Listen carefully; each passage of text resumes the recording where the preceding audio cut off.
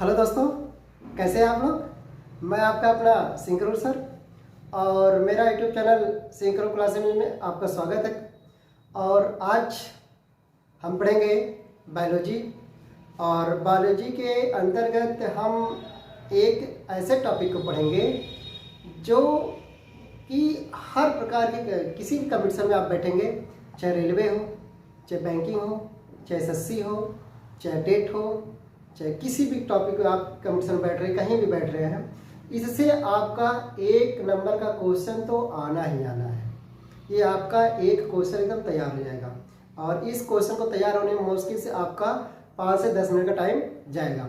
और मैं आपको इस तरह से इस टॉपिक को बताऊंगा जो हमारा आज का टॉपिक है रुधिर वर्ग। कौन सा टॉपिक है? रुधिर वर्ग। क्योंकि देखिए इस वर्ग जैसे हम रुधिर वर्ग की बात कर रहे हैं तो यहाँ पे जितने भी मानव मतलब है प्रजाति है, मानव जातियाँ हैं, जितने भी मानव हैं लोग मतलब ये सब में एक इच्छुक होता है कि इसमें क्या होती है, एक प्रकार का कौतूहल होता है कि हर कोई व्यक्ति जानना चाहता है कि मेरा रुधिर वर्ग है कौन, मैं किस रुधिर वर्ग मेरे अंदर है, ए है कि बी है, ए पॉजिटिव कि निगेटिव है, वो पॉजिटिव कि निगेटिव है।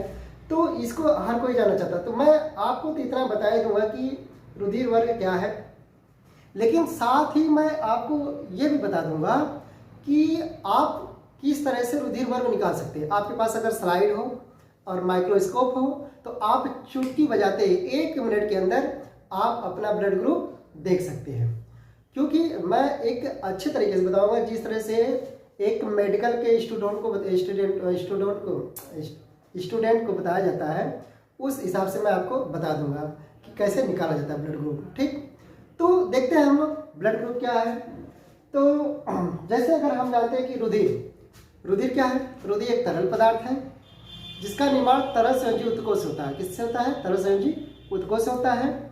और यह जो होता है रुधिर जो होता है हमारे शरीर में बंद प्रकार की नलिकाएं होती है। बंद क्या होती है? बंद नलिकाएं होती है जिसमें लगातार रुधिर क्या होता है? बहता रहता है। तो इसे हम क्या कहते हैं? रुधिर वाहिनियां कहते हैं। अब देखिए रुधिर जो बहता है तो रुधिर में 2 चीज होता है। एक तरल पदार्थ होता है। कैसा पदार्थ होता है? तरल होता है, द्रव रूप में होता है। और दूसरा जो होता है उसमें जो कणिकाएं होती हैं, क्या पाती हैं? कणिकाएं, उसमें जो कण पाए जाते हैं। तो 2 होता है, एक प्लाज्मा होता है जिसे हम जो तरल भाग होता है उसे हम क्या कहते हैं? प्लाज्मा कहते हैं। और जो कणिकाएं होती हैं जो उसमें कण के रूप में होती है उसे हम क्या कहते हैं? कणिकाएं कहते हैं। जो कण होते हैं उसे हम क्या कहते हैं? कणिकाएं कहते हैं। तो यहाँ पे देखिए हम 2 चीज बात करें ब्लड ग्रुप में, तो ब्लड ग्रुप के लिए हम 2 चीज यहाँ पे देखते हैं। एक है प्लाज्मा, दूसरा है आरबीसी।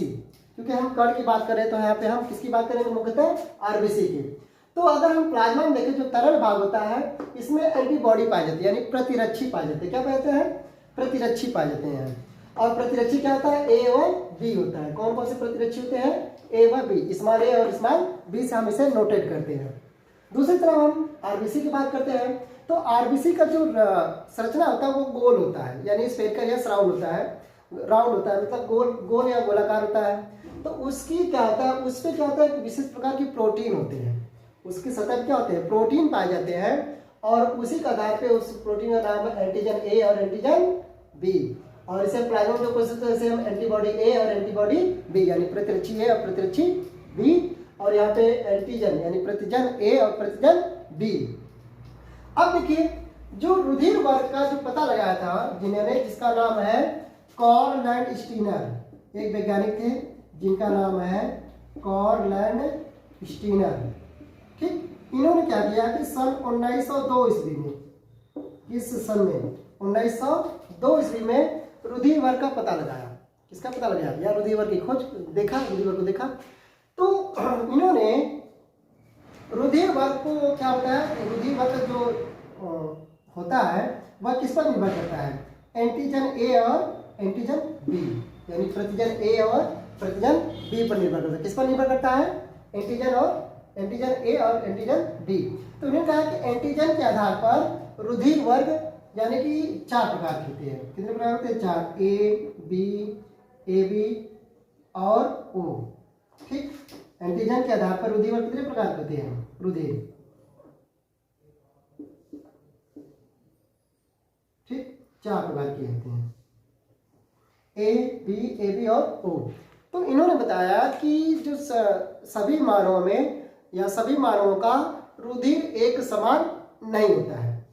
कुछ ना कुछ क्या होती है, सभी लोगों में क्या होता है कि सभी मानव का रुधिर एक समान नहीं होता है, ठीक। उनमें कुछ ना कुछ क्या होती है, भिन्नता होती है। और भिन्नता के आधार पर क्या होता है कि रुधिर वर्ग को 4 वर्गों में बांटा गया। कितने वर्गों में बांटा गया है? 4 वर्ग। किसके आधार पर? एंटीजन यानी प्रतिजन के आधार पर। किसके आधार पर? प्रतिजन के आधार पर। अब हम देखते हैं कि प्रतिजन है क्या चीज। हम बार बार प्रतिजन प्रतिजन कर रहे हैं और आप भी सुन रहे हैं कि यार प्रतिजन है क्या चीज, कब से चिल्ला रहे हैं प्रतिजन, चलो बताएं। देखते हैं हम, भाई शांत रहिए, देखिए इसको प्रतिजन क्या है अभी हम बता रहे हैं आपको, थोड़ा देखिए। तो कार्ल स्टीनर साहब ने जब इसको देखा रुधिर को, सबसे पहले माइक्रोस्कोप लगाए होंगे, तो जब देखिए स्लाइड लिए होंगे, स्लाइड पे लगा के रगड़ के इसको जब खींचोगे, पतला किए होंगे रुधिर को, तो इसको जब देखेंगे, तो जब देखते हैं तो अगर मान लीजिए ये है एंटीजन, सॉरी ये आरबीसी कण है, और आरबीसी की कण की जो सतह होती है, जो कोशिका कला होती है, उसमें अगर इस तरह की संरचना दिखाई दे, कैसी संरचना, अरे मतलब इस तरह की संरचना ये बनी हुई है ना, एक ही तरह, किसी से इसकी संरचना कैसी होती है, कैपिटल ए की तरह होती है। कैसी है भाई इसकी संरचना? कैपिटल ए की तरह। देखिए ना कैपिटल ए की तरह होती है। तो इसी जो उपस्थित इसके कण पे जो उपस्थित होता है प्रोटीन, ठीक है,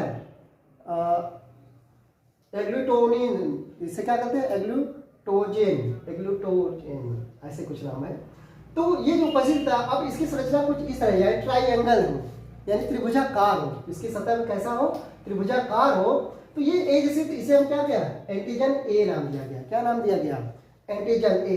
तो जहां तक हमें पता है कि जिस रुधिर में एंटीजन ए होगा, उसका रुधिर वर्ग क्या होगा? ए होगा।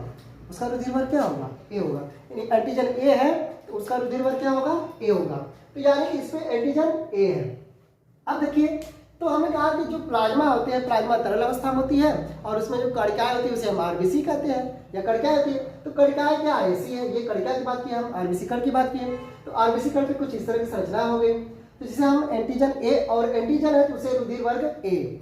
अब जब रुधिर वर्ग ए होगा तो उसमें जो एंटीबॉडी होता है, हमने कहा कि प्लाज्मा में एंटीबॉडी यानी प्रतिरक्षी पाए जाते हैं। यहाँ देखिए प्लाज्मा में क्या पाया जा रहा है? प्रतिरक्षी पाया जा रहा है, ए व बी, प्रतिरक्षी ए, प्रतिरक्षी बी, यानी एंटीबॉडी ए और एंटीबॉडी बी। तो इन्होंने एक चीज बताया था कि जिस व्यक्ति में एंटीजन ए होगा, उस व्यक्ति में एंटीबॉडी ए अनुपस्थित होगा। क्यों? ये प्रकृति का नियम है, प्रकृति हर चीज को चलाता है। क्यों? क्योंकि उसको पता है कि हम क्या करेंगे, कैसे करेंगे, तो ये प्रकृति हमारे सुचारू रूप से चलिए, नेचर है। तो नेचर ने क्या किया कि अब देखिए यहाँ पे कि यह देखिए, यह प्रतिजन होता है। प्रतिजन की संरचना कुछ है, ए की इस तरह होती है, बी की संरचना कुछ इस तरह होती है, और ए की संरचना कुछ इस तरह होती है, ठीक। ए की संरचना किस तरह है? इस तरह है। तो यहाँ पे देखिए, तो यहाँ पे कौन है एंटीबॉडी, कौन है? बी है। यानी हमने बताया कि जिस व्यक्ति में जो एंटीजन होता है उसके नाम का एंटीजन, एंटीबॉडी क्या होता है? एब्सेंट होता है। यानी कि अगर एंटीजन ए यहाँ पे, यानी कि एंटीजन ए है, तो वहां पे एंटीबॉडी क्या होगा? बी होगा, यानी एंटीबॉडी एब्सेंट होगा। क्यों होगा? क्योंकि यहाँ देखिए जब एंटीजन ए हो जाएगा, एंटीजन ए के साथ एंटीजन बी हो जाएगा, तो इसकी संरचना देखिए कैसी है, त्रिभुजाकार है, और ये भी त्रिभुजाकार, आपस में दोनों आपस में जुड़ जाएंगे, इस तरह हो जाएगा भाई, इस तरह बना हुआ है, ये इस तरह है और ये भी इस तरह बना हुआ है, और इसमें आगे घुस जाएगा। तो जब इस तरह घुस जाएगा, फंस जाएगा ना, तो रुधिर क्या हो जाएगा? आपस में लसड़ा जाएगा, रुधिर क्या हो जाएगा? लसड़ा जाएगा, और रुधिर हमारी धमनियों में, रुधिर वाहिनियों में जमने लगेगा, और जमने के कारण क्या होता है कि व्यक्ति की मृत्यु हो जाएगी। तो यहाँ पे इसके लिए देखिए हमने बताया कि यहाँ पे क्या होता है, इसलिए इसमें एंटीजन, जिसमें एंटीजन ए होता है उसमें एंटीबॉडी ए अनुपस्थित होता है, उसकी जगह एंटीबॉडी क्या है? बी है। तो एंटीबॉडी क्या है? बी है। अब देखिए यहाँ पे एंटीजन ए है, तो इसमें एंटीबॉडी, इसकी संरचना कैसी है, क्या होती है, कैसा होता है? सर्कुलर होता है। कैसा है? ठीक है, सर्कुलर दिखाई दे रहा है, देखिए अर्धवृत्ताकार है। तो यहाँ पे जब सर्कुलर, ये इसमें फंसने की कोई संभावना नहीं है, तो इसलिए क्या होता है, ये आसानी से रुधिर वाहिनियों में बहता रहता है। हमारे रुधिर वाहिनियों में रुधिर क्या होता है?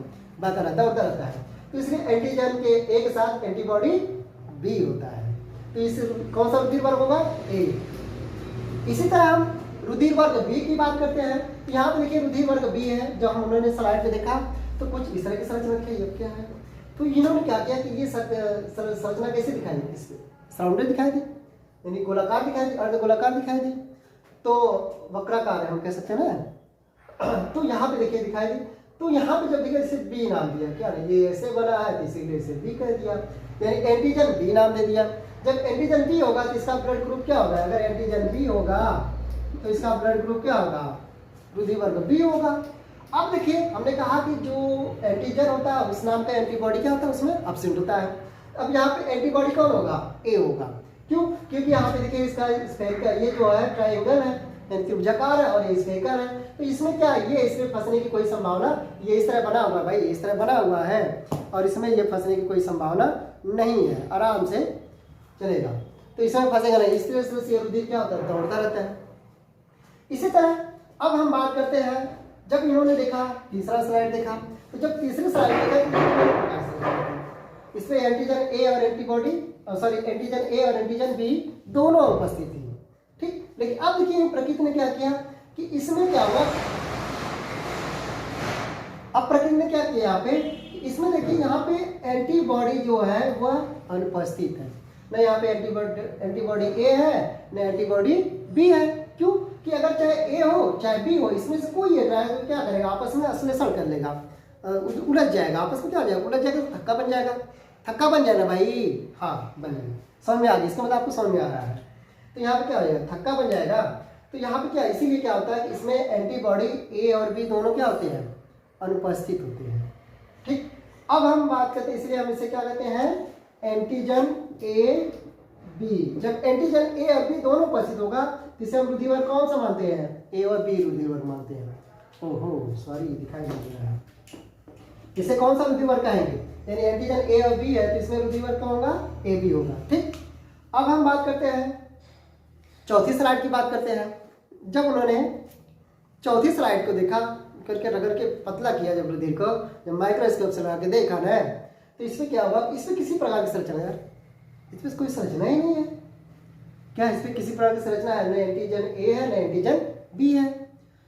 तो यहाँ पे जब देखा तो इसके बाद इसके जब प्लाज्मा में देखे तो यार इसमें तो दोनों उपस्थित है, ठीक है। इसमें क्या आ गया, एंटीबॉडी ए और एंटीबॉडी बी, तो यहाँ पे न एंटीजन ए है न एंटीजन बी है, तो यहाँ पे किसी भी प्रकार का आश्लेषण की क्रिया, थक्का बनने की संभावना नहीं है। इसलिए क्या होता है कि एंटीजन यानी जहाँ पे एंटीजन ए और बी अनुपस्थित होते हैं उसे हम क्या कहते हैं, रुधिर वर्ग ओ कहते हैं, उसे रुधिर वर्ग ओ कहते हैं। और रुधिर वर्ग ओ में क्या होता है, एंटीबॉडी ए और बी दोनों उपस्थित होते हैं। कौन उपस्थित होते हैं, एंटीबॉडी ए और बी दोनों पाए जाते हैं।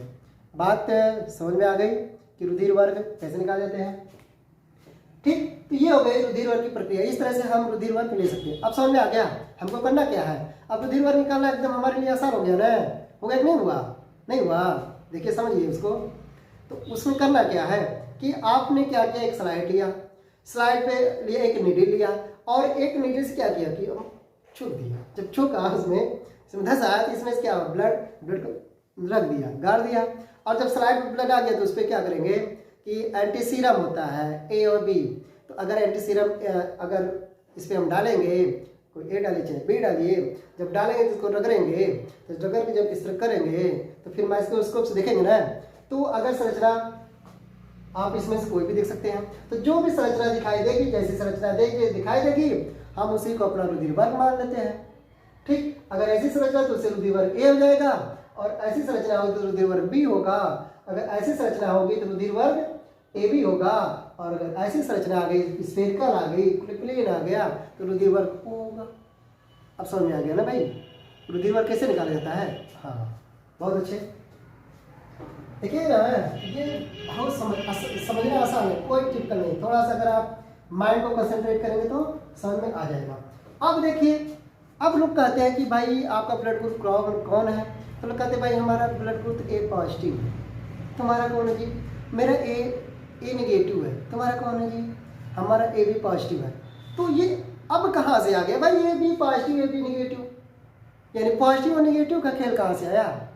अब ये समस्या हो गया भाई, यहाँ तो कहीं इसके आधार पर हमें कहीं दिख नहीं रहा है कि अब कैसे कहेंगे, ये आप बस ये जानते थे रुधिर वर्ग ए है, बी है, ए बी और ओ है। अब हम इसको कैसे निकालेंगे, रुधिर वर्ग ए और माइनस ए और बी, यानी पॉजिटिव और नेगेटिव कब होता है, इसके बारे में हम बताते हैं कि एक वैज्ञानिक थे जिनका नाम था वीनर। क्या नाम था भाई इनका? वीनर नाम था। इस वैज्ञानिक का क्या नाम था? वीनर। तो इन्होंने क्या कि सन 1940 ईस्वी में क्या किया? सन 1940 ईस्वी में वो जो लालमोहन वाला बंदर होता है ना, घूमता रहता है, आता रहता है कभी कभी हमारे गांव में, हमारे क्षेत्रों में, तो उसको जो लालमोहन वाला बंदर होता है मीडियम साइज का, ना ज़्यादा बड़ा होता है ना छोटा होता है, तो पूछे उसकी थोड़ी बड़ी होती है। हाँ, तो उस प्रजाति के बंदर होते हैं जिसे हम क्या कहते हैं? रीसस बंदर कहते हैं। अरे भाई, रीसस बंदर। तो रीसस प्रजाति के क्या होते हैं? कि बंदर होते हैं। तो उनका ब्लड निकाला। इन्होंने क्या किया कि वीनर साहब ने क्या किया, जो रीसस प्रजाति का जो बंदर था उसके ब्लड को निकाले। जब ब्लड को निकाले तो उनके, मान लीजिए ये है और इस पे इस तरह संरचना बनी हुई है, ठीक, इस तरह से इसमें संरचना बनी हुई है। अब क्या है कि भाई ये तो ठीक है, फिर दूसरा निकाले तो इस पे इस तरह संरचना बनी थी। तो आप समझ ही गए होंगे कि इस तरह संरचना, इसे हम रुधिर ए कहेंगे और इसे रुधिर, अगर इस तरह संरचना इसे हम रुधिर बी कहेंगे, अगर इस तरह संरचना रुधिर ए कहेंगे और इस तरह संरचना रुधिर इसे बी कहेंगे। लेकिन क्या हुआ कि जब इन्होंने ध्यान से देखा तो इस पे कुछ चौकोर संरचना दिखाई दी। इस तरह से बीच बीच में जो आरबीसी कण की जो सतह होती है इस पे कुछ इस तरह की संरचना दिखाई दी, ऐसे। अब बड़ा सरप्राइज हो गए, अरे भाई ये कहाँ से आ गया? अभी तक तो हम ये देख रहे थे, ये देखे, अब ये कहाँ से आ गया? अब इनको बड़ा सरप्राइज हुआ, बड़ा आश्चर्यचकित हो गए। अब इन्होंने कहा कि दूसरे का देखा तो इसमें है ही नहीं था, इसमें केवल ये वाला था, ये है ही नहीं। तो इन्होंने क्या किया कि बहुत सारे बंदरों का, काफ़ी बंदरों का क्या किया, ब्लड को निकाल लिए, ब्लड सैंपल ले लिए। बहुत सारे बंदरों का क्या करिए, ब्लड सैंपल ले लिए। जब बहुत से सारे बंदरों का ब्लड सैंपल लिए तो कुछ में इस तरह संरचना थी, कुछ में इस तरह संरचना नहीं थी। कुछ में क्या था, अगर इस पे था, कुछ में इस पे था, कुछ में इस पे था, कुछ में नहीं था। तो जिस पे था और किस पे नहीं था। तो अब इन्होंने कि आप लोग जानते हैं बायोलॉजी भाषा में अगर हम किसी चीज़ का परीक्षण करते हैं तो अगर वो चीज़ है, अगर किसी चीज़ का अगर हम जांच करते हैं, अगर वह चीज़ है तो उसे हम क्या करते हैं? पॉजिटिव मान लेते हैं। क्या मान लेते हैं? पॉजिटिव मान लेते हैं, धनात्मक मान लेते हैं। जैसे अगर कोरोना का जांच हो रहा हमारे अंदर, तो अगर कोरोना है, अगर कोरोना के वायरस हमारे अंदर है तो हम क्या हो गए? कोरोना पॉजिटिव है, लो गए काम से। अरे भाई कोरोना पॉजिटिव हो तो गए काम से ना। अगर जांच किए कोरोना पॉजिटिव, कोरोना नहीं है तो हम क्या हो गए? कोरोना नेगेटिव हो गए। वही चीज़ है। तो जिनके अंदर ये चीज़ था उसे क्या कहे? पॉजिटिव मान दिया, और जिसपे नहीं था उसे नेगेटिव कह दिया। बस समझा ना? तो बायोलॉजी भाषा में कोई चीज़ हमारे अंदर है तो उसे हम पॉजिटिव कहेंगे, नहीं तो उसे हम नेगेटिव।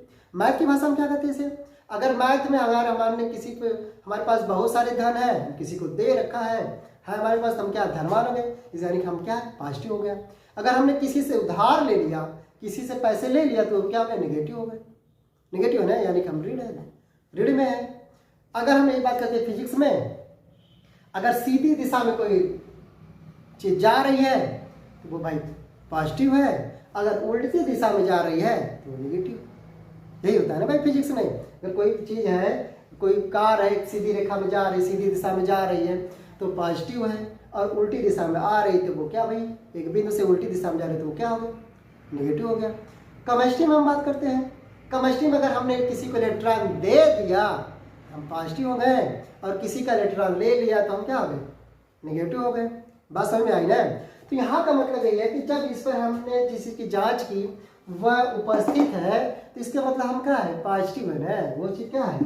पॉजिटिव है। तो इसे क्या कहा गया? रीसस पॉजिटिव कहा गया, RH पॉजिटिव कहा गया। ठीक, क्या कहा गया इसे? RH factor. इसे क्या कहते हैं? RH फैक्टर, या हम कह सकते हैं RH प्रतिजन, एंटीजन, RH फैक्टर। तो जिस व्यक्ति में यह उपस्थित होता है उसे हम पॉजिटिव कहते हैं, और जिस व्यक्ति में यह अनुपस्थित होता है उसे हम क्या कहते हैं? नेगेटिव कहते हैं। यह उपस्थित कहाँ होता है? जो आरबीसी के जो कोशिका कला की जो सतह होता है उस पर उपस्थित होता है। अगर उपस्थित वो पॉजिटिव है, अगर अनुपस्थित तो वो क्या है? नेगेटिव। अगर नहीं है तो भाई वो नेगेटिव हो गया ना।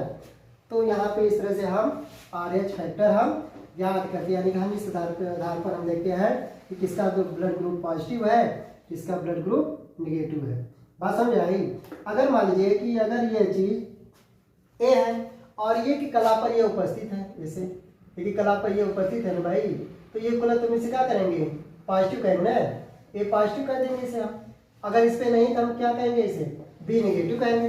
तो इस आधार पे हम क्या करते हैं कि अभी तक तो हमने बताया था कि रुधिर वर्ग 4 प्रकार के होते हैं। कितने प्रकार होते हैं, 4 प्रकार के। लेकिन अगर हम पॉजिटिव और नेगेटिव यानी रिसर्च के आधार पर देखेंगे, RH फैक्टर के आधार पर देखेंगे, तो रुधिर वर्ग कितने प्रकार के हो गए, 8 प्रकार के, 8 प्रकार हो गए ना। अरे भाई यहाँ पे हम देखेंगे, यहाँ पे A positive, B positive, A B positive और ओ पॉजिटिव। यहाँ पे A negative, B negative, A B negative और ओ नेगेटिव। तो इस आधार पे हमने देखा कि रुधिर वर्ग कितने प्रकार हो गए, टोटल 8 प्रकार हो गए। ठीक, अब देखिए, अब हम देखते हैं ब्लड ग्रुप, ब्लड आधार, रक्त ट्रांसफ्यूजन, ब्लड ट्रांसफ्यूजन यानी रक्त आधान। रक्त आधान यानी कि किसी एक व्यक्ति का रुधिर किसी दूसरे व्यक्ति को देना, उसे क्या कहते हैं, रक्त आधान कहते हैं, यानी ब्लड ट्रांसफ्यूजन कहते हैं। भाई किसी हमारा ब्लड निकाल के किसी दूसरे व्यक्ति को दिया जाता है तो उसे हम क्या कहेंगे, रक्त आधार कहेंगे। देने वाला दाता होता है और लेने वाला क्या होता है, ग्राही होता है, यानी डोनर और एक्सेप्टर। तो यहाँ पे अगर हम देखते हैं तो यहाँ पे देखेंगे हम, अब मान लीजिए कि रुधिर वर्ग ए है, ठीक, और रुधिर वर्ग ए है तो हम इसको क्या कर दिए, रुधिर वर्ग बी दे दिए। अब भाई क्या होगा, समझ आ रहा है। अगर रुधिर वर्ग ए है, किसी व्यक्ति का रुधिर वर्ग ए है और इसको ब्लड की जरूरत है अटेंडमली, इसका एक्सीडेंट हो गया, जो भी हो गया, उसको ब्लड की अगर अटेंडमली जरूरत है, तो वहां पे हम क्या आ गए कि किसी रुधिर वर्ग बी वाले व्यक्ति का रुधिर निकाले और इसको दे दिए। अब क्या होगा, अब जब हम रुधिर वर्ग बी दे देंगे ना, तो यहाँ पे देखिए इसकी संरचना यहाँ पे है। अब यहाँ पे हम एंटीबॉडी देखेंगे और एंटीजन देखेंगे, यानी जब एंटीजन देखेंगे इस पे इसकी संरचना ऐसी, इसकी संरचना इस प्रकार की है, और एंटीबॉडी देखेंगे इसकी संरचना ऐसी होती है और यहाँ पे इस प्रकार है, स्फेरिकल होती है और ट्रायंगुलर होती है। तो यहाँ पे जब हम देंगे तो ये जो होगा, ये जो बी का जो एंटीबॉडी ए होता है ना, वह जाके इसमें फंस जाएगा, यानी ये जाके क्या होगा, वह नहीं जाके फंसेगा, यह जाके यह जाएगा और इसमें फंस जाएगा।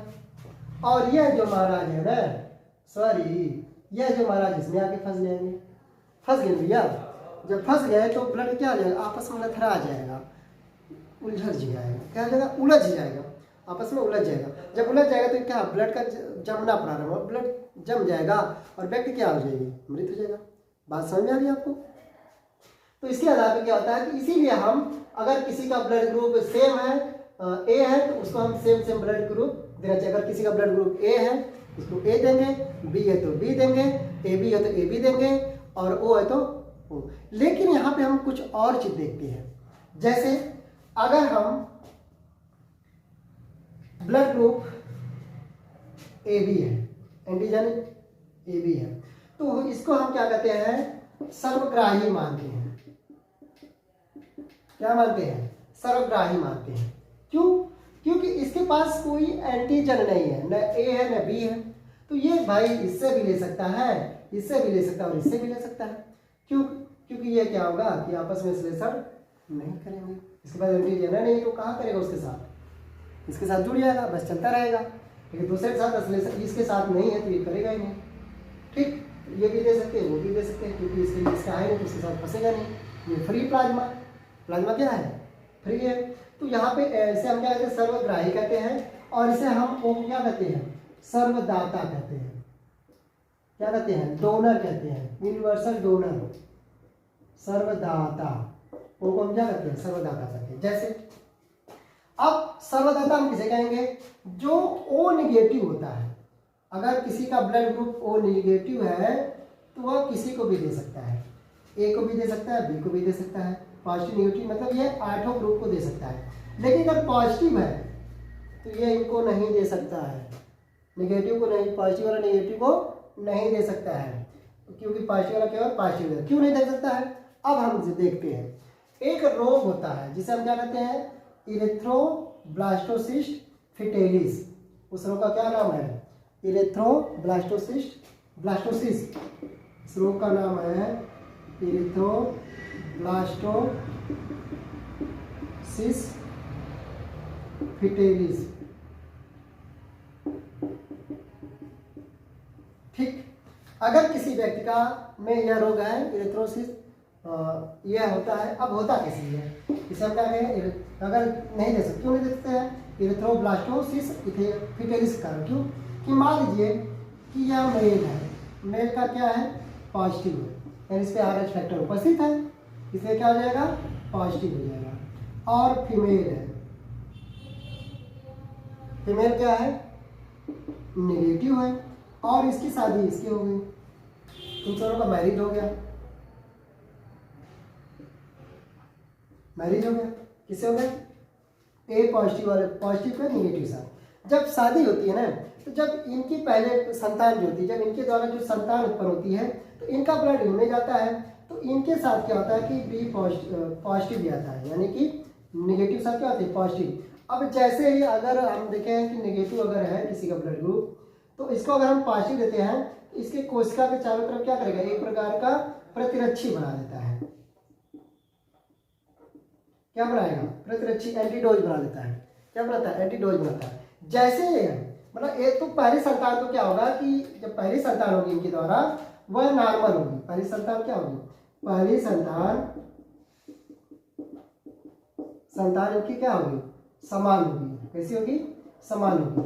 लेकिन पहली संतान के बाद जब भी दूसरा तीसरा चौथा पांचवा संतान होगा, वह क्या होगा कि गर्भावस्था में उसकी मृत्यु हो जाएगी, या गर्भावस्था के तुरंत बाद हुई, या तो गर्भावस्था में क्या होगी जन्म के पहले इसकी क्या हो जाएगी मृत्यु। क्यों, क्योंकि जब इन्होंने पहली बार ब्लड दिया था, तो जब पहली बार इनके साथ संबंध हुआ, तो जब पहला जो संतान हुआ तो इनके साथ क्या होगा कि इस महिला में क्या हो गया पॉजिटिव आ गया। अब पॉजिटिव क्या करता है जब इसके साथ आएगा, तो जैसे ये जो कणिका है नेगेटिव है, अब इसके ऊपर एक और लेयर बन जाएगी, तो अंदर वाली लेयर तो नेगेटिव है और बाहर वाली लेयर क्या आ गया पॉजिटिव हो गया। अब एक तरह से क्या हो गया एंटीबॉडी बना लिया, दिखाई नहीं दे रहा है। ठीक, तो हमने कहा कि जैसे मान लीजिए कि ये देखिए अंदर वाली लेयर क्या है नेगेटिव है, ठीक नेगेटिव है, और बाहर वाली लेयर क्या है पॉजिटिव, बाहर वाली लेयर कैसी है पॉजिटिव। तो जब हम बाहर वाली लेयर, अब हम फिर पुनः दोबारा अगर ये होगा, अगर इसके अंदर फिर पॉजिटिव जाएगा, तो ये क्या करेंगे आपस में अश्लेषित जाएंगे, आपस में क्या करेंगे उलझ जाएंगे, थक्का बना लेंगे, क्या बना लेंगे थक्का, और जिसके कारण जो बच्चा होता है जो संतान होगा उसकी क्या होगी गर्भ में ही मृत्यु होती है। चलिए इस कंडीशन, तो इस कंडीशन हम क्या कहते हैं इरेथ्रोब्लास्टोसिस फिटेलिस कहते हैं। ठीक, तो मुझे लग रहा है कि आप लोगों को ये चीज़ें बहुत अच्छी तरह से समझ में आ गई होगी। हमने आज बात क्या किया रुधिर की बात किया, और रक्त आधान की बात किया, और उसके बाद हमने क्या बात की है रिसस की बात की है, RH फैक्टर, इसे हम क्या कहते हैं RH फैक्टर, पॉजिटिव और RH नेगेटिव, अगर जिसमें उपस्थित होता है पॉजिटिव कहते हैं, जिसमें उपस्थित होता है उसे आप नेगेटिव कहते हैं। तो आज हम बात की, हमारा टॉपिक रहा बहुत इंपॉर्टेंट रहा। अगर आपको मेरी वीडियो पसंद आई होगी तो मेरे वीडियो को आप शेयर करिएगा, लाइक करिएगा, सब्सक्राइब करिएगा, और अपने लोगों तक पहुँचाएंगे ताकि उनकी भी तैयारी अच्छे से हो सके। और मैं अपने कल मैं अपनी नई टॉपिक लेके आऊँगा, जिसके लिए आप मेरी वीडियो को देखते रहें। आपका बहुत बहुत धन्यवाद।